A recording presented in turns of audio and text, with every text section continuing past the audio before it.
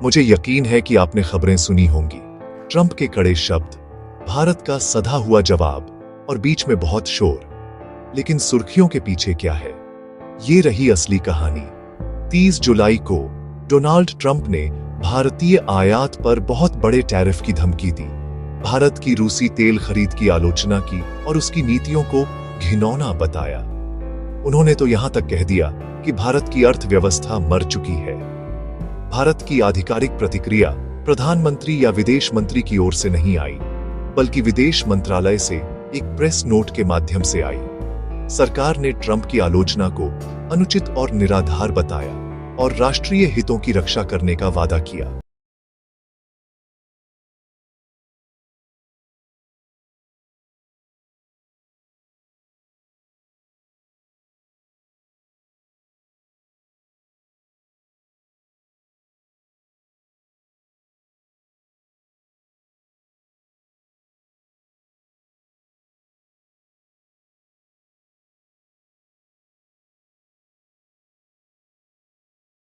भारत ने रूसी तेल आयात कम कर दिया।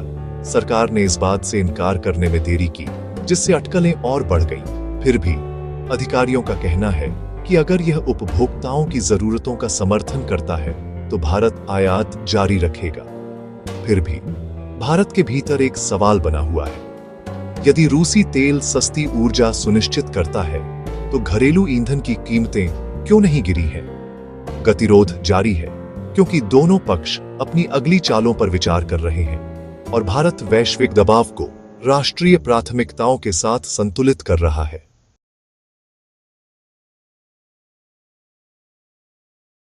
सरकार की चुप्पी के बाद 4 अगस्त के प्रेस नोट में ऐसा क्या दिख गया है कि इसे करारा जवाब घोषित किया जा रहा है? 30 जुलाई को जब ट्रंप ने रूस से तेल खरीदने पर जुर्माना लगाने की बात की, तब रॉयटर्स ने खबर छापी कि भारत की कंपनियों ने रूस से तेल खरीदना कम कर दिया है। उसी दिन इस खबर का आधिकारिक खंडन कर देना चाहिए था कि भारत की कंपनियों ने ऐसा नहीं किया है।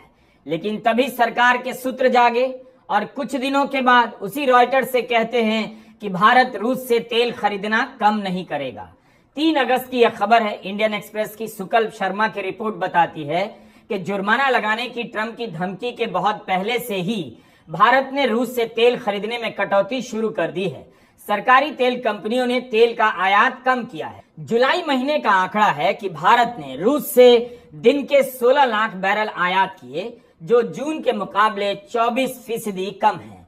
पिछले साल जुलाई के मुकाबले 23.5% कम आयात किया गया, जबकि अमेरिका से तेल का आयात बढ़ा है। जून के मुकाबले जुलाई में भारत ने अमेरिका से 20% अधिक तेल का आयात किया है। लेकिन कहीं पर यह भी खबर छप रही है कि भारत रूस से तेल का आयात कम नहीं कर सकता।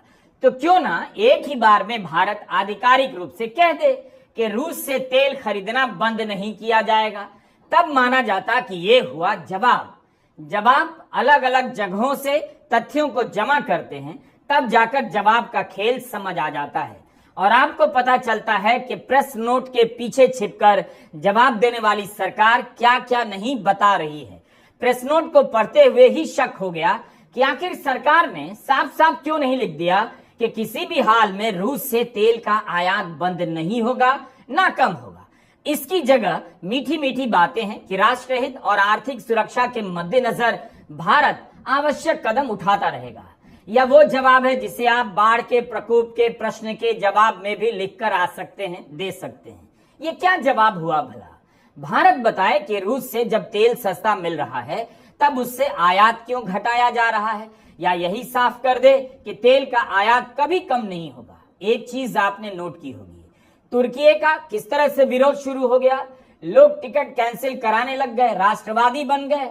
तो उसी तरह का विरोध चीन और अमेरिका का क्यों नहीं कर पाते हैं? क्या दिक्कत हो जाती है उन्हें? प्रेस नोट से क्यों किए जा रहे हैं? जो अंधभक्तों की टोली है बड़ी परेशान है, बड़े पसोपेश में है। मामला फंस गया है। अभी कोई टर्की जैसा देश होता तो कब के बॉयकॉट ट्रेंड चलाए जा रहे होते। अभी तक तो उसको दुश्मन देश घोषित कर चुके होते, वहां जाने वालों की उलाहना कर रहे होते। लेकिन यहाँ तो पेच ही फंस गया। यहाँ तो मामला अमेरिका का निकल गया, तो मुंह से चू नहीं निकल रही है। बॉयकॉट तो बड़े दूर की बात है। जब इनके आका सीज फायर पर कुछ नहीं बोल पा रहे हैं, ट्रेड टैरिफ पर कुछ नहीं बोल पा रहे हैं, अमेरिका के राष्ट्रपति का नाम नहीं ले पा रहे हैं, तो बेचारे ये क्या करें। ये भी अपने आका की तरह अमेरिका से बहुत डरते हैं। आगे बढ़ने से पहले एक दुखद सूचना है। जम्मू कश्मीर के पूर्व राज्यपाल सत्यपाल मलिक नहीं रहे, आज उनका निधन हो गया। सत्यपाल मलिक ने मोदी सरकार से कई सवाल पूछे। पुलवामा हमले को लेकर पूछे गए उनके सवालों के जवाब आज तक नहीं मिले। भ्रष्टाचार के आरोप लगाए उन्होंने, लेकिन उन्हीं के खिलाफ चार्जशीट दायर कर दी गई तब जब वे अस्पताल में भर्ती थे। किसान आंदोलन को उन्होंने सक्रिय और साहसिक समर्थन दिया, जगह जगह जाकर भाषण दिए, रैलियां की। सत्यपाल मलिक से एक सरकार लड़ती रही तब जब वे शारीरिक रूप से कमजोर हो चुके थे, लेकिन उन्होंने हार नहीं मानी। ईश्वर उनकी आत्मा को शांति दे। अब आगे बढ़ते हैं। 4 अगस्त को ट्रंप ने नई धमकी दी कि रूस से तेल खरीदने के कारण वे भारत पर टैरिफ और बढ़ा सकते हैं। उसी वक्त प्रधानमंत्री से लेकर वित्त मंत्री, वाणिज्य मंत्री, विदेश मंत्री को बयान जारी करना था, लेकिन क्या जारी किया गया? एक प्रेस नोट। इसे पढ़कर लगता है कि यह जवाब अमेरिका के लिए कम है, भारत की जनता को दिखाने के लिए ज्यादा है कि भारत एकदम से चुप नहीं है, जवाब देने लगा है। जो सरकार दिन भर टीवी पर गरजती हुई दिखाई देती है, वह ट्रंप की धमकियों पर प्रेस नोट से बयान जारी करती है कि अमेरिका भी तो रूस से कारोबार करता है, तो भारत को ही निशाना क्यों बनाया जा रहा है। अगर इतना ही करारा जवाब दिया जा सकता है, तब फिर संसद में ट्रंप का नाम लेकर सीज फायर पर उनके दावों का जवाब क्यों नहीं